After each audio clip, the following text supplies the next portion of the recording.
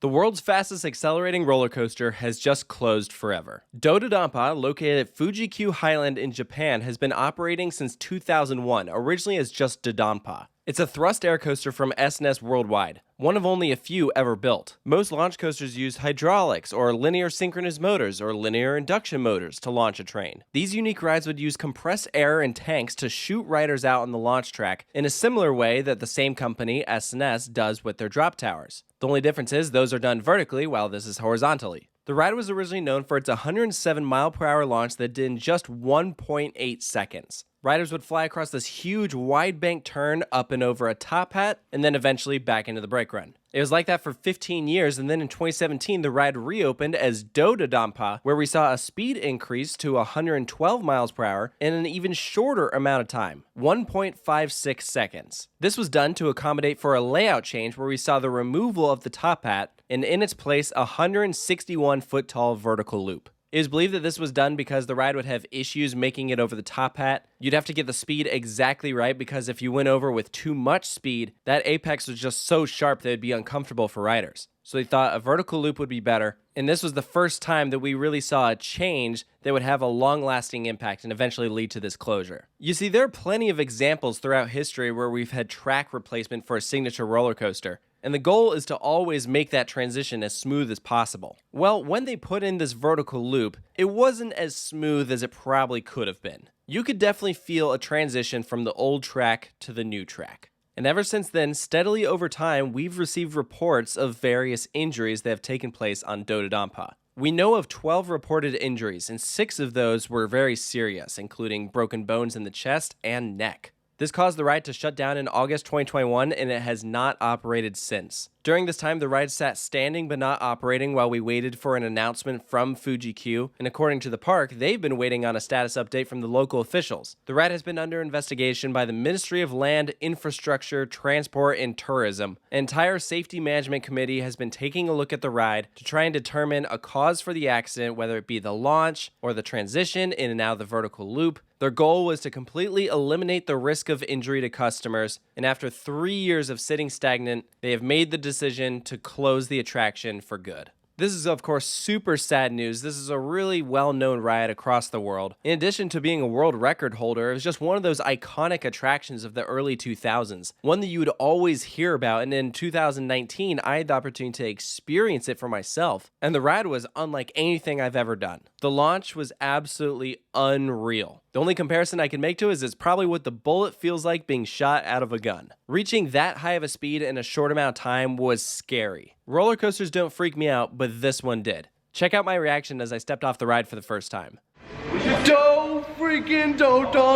What the?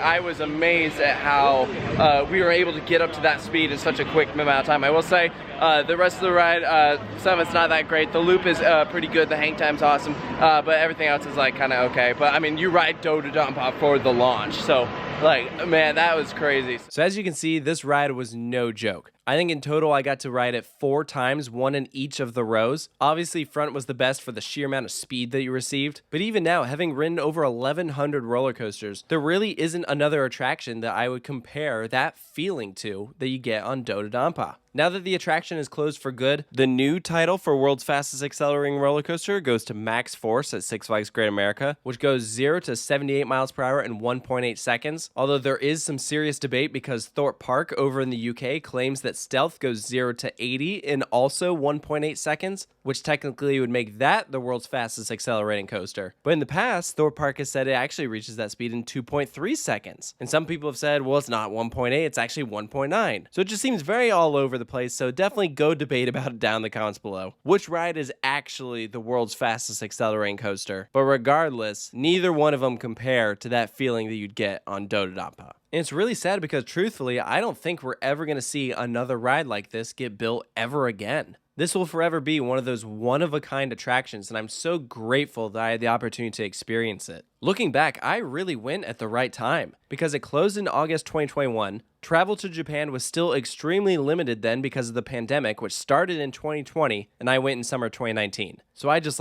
barely got it in, and I'm so glad I did, and I feel for people who really wanted to experience this but now won't be able to.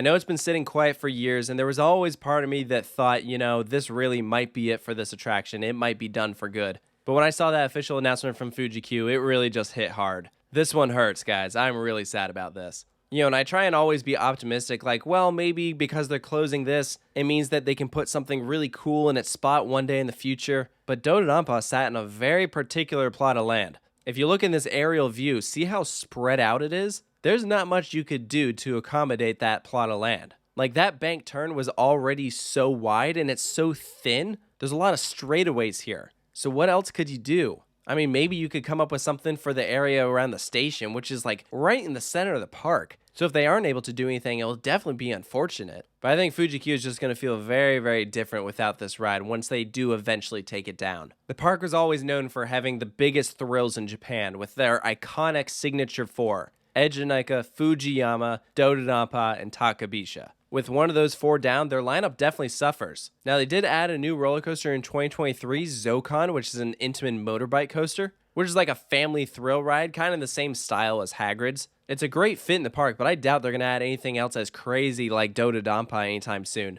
If you look at the pattern of their investment cycle, it's not super often that they add a new roller coaster. It's definitely more consistent than other theme parks in Japan. Fuji-Q actually gets crowds, unlike a lot of these other places. So I think the future of this park is still relatively optimistic. But for a lot of people, this was like the ride in Japan. And during its time of operation, it was immensely popular, giving over 9.3 million riders throughout its lifetime. It wasn't the highest capacity attraction, and operations were definitely not the best. That's why I think that number isn't any higher. But after the accident reports started coming in, I could see how the Japanese people's trust would feel betrayed. They take safety very seriously here. And so even if they did reopen it, I don't think it would be the same Do-Dodonpa that we know. I think some changes will have had to have been made. So they're really in a tricky situation. I think the decision to close it, unfortunately, does make sense. I get it. It didn't lead to anyone's death, but those injuries are no joke. If you can't figure out the exact cause or know how to prevent it from happening, then it's better to be safe than sorry. At the end of the day, people go to theme parks to have fun. It's a form of escapism. You don't want to have to worry about your life being in danger at any point in time. So my heart goes out to all those who are injured or affected in any way by Do-Dodonpa, and I wish the best for the future of Fuji-Q. I hope they're able to bounce back and find a suitable replacement. If you ever got the opportunity to experience this attraction, please let me know down in the comments below what you thought of it, what you think of the news with the closure of the attraction, and of course stay tuned for more announcement breakdowns here at Coaster Studios, and I'll see you next time.